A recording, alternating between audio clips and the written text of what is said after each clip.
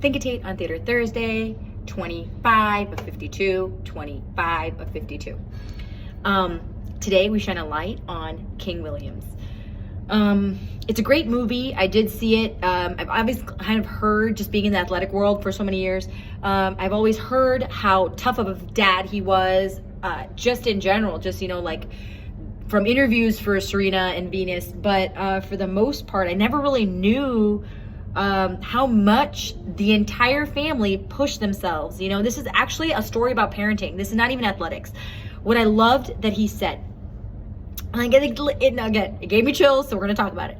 So what he said was, and I may be misquoting, I will try to find it. He says that the most strongest, the most powerful, the most dangerous creature in this whole world is a woman who knows how to think. Ain't nothing she can do. She's gonna do everything she wants, and no matter what. So, I think I got lucky. Okay, I got lucky. I have a dad that has never not defended my actions. I got really lucky. There was a time when I was a kid, and I'm kind of a tomboy. We all know that. I played basketball like with the boys. I never really, I would have my cousins. I would run to the grocery store, meet my cousins at the grocery store, shop with them, have them go back home with the groceries, and I would run back home. Just because I wanted to. I don't know. I was weird. They used to make fun of me. They used to say I was a tin man and a fake dieter. A tin man is someone who has braces, so that's kind of mean, not cool. But the fake dieter part was just, it was kind of a mean thing. But either way, that's just how trainers are sort of built. That's how we start. We start with doing something athletic we never knew we could, and then we try to push others to do it. That's what makes the best trainers great coaches, because they always relate to the person in front of them. But there's a specific story I have to explain, and I cannot create any other parallel except for King Williams and my father. They're very similar. It was very fascinating. He's always taught me how to think. Sneha, if you want to achieve something, go hang out with the person, go spend time with the person that's already achieved what you want to achieve. Look up when you want to achieve. When you want to be thankful in life, look down. Look at things that other people don't have. Look what you have. Look what they don't have. And that's why, whenever I jump in the pool, I don't just jump in the pool every morning for me. I jump in the pool because it reminds me that there's 500 million people in India, that 500 million women that cannot swim, and I can, so I should.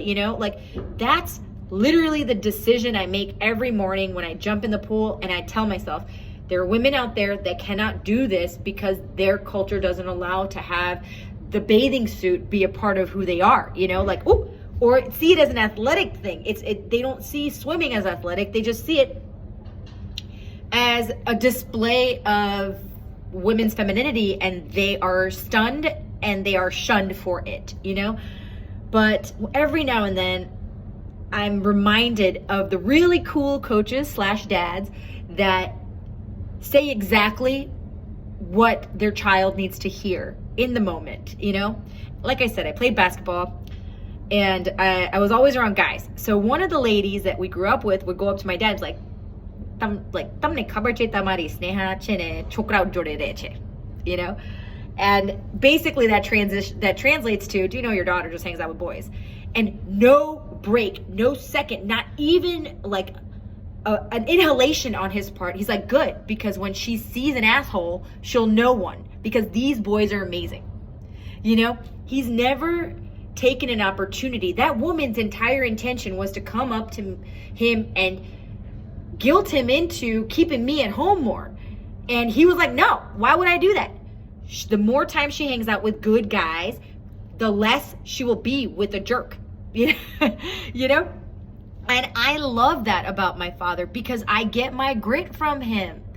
In the same way the Williams sisters got their grit from their father, And if you're an athlete and you're a female athlete, our whole, our parents drive us to school, drive us to the practice.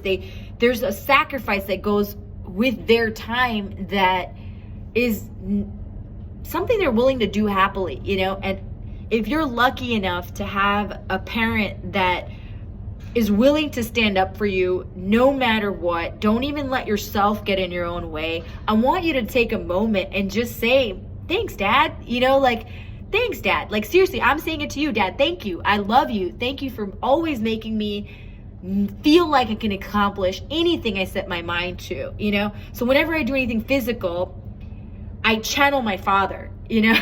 It's weird, but I do it. And it's like in my brain, I'm like, if he can do it, I can do it, you know? And that's just kind of was raised. And honestly, that man can do anything. I've seen him do anything. I've never seen him be too scared to try something new. And that is my goal for you. You guys, it's Father's Day. It's coming up around the corner. Don't forget, it's in June. Mother's Day is coming up too. But guys, connect with your daughters a little. You don't know how important this is, you know, and back them up. Maybe force them a little bit more athleticism to come out by racing them, you know, like let them see that it is important to be physical and strong and an athlete and primal, and it's okay. It's all good. You just have to have the right balance. Okay. So again, shout out to Mr. King James and shout out to my dad. Love you.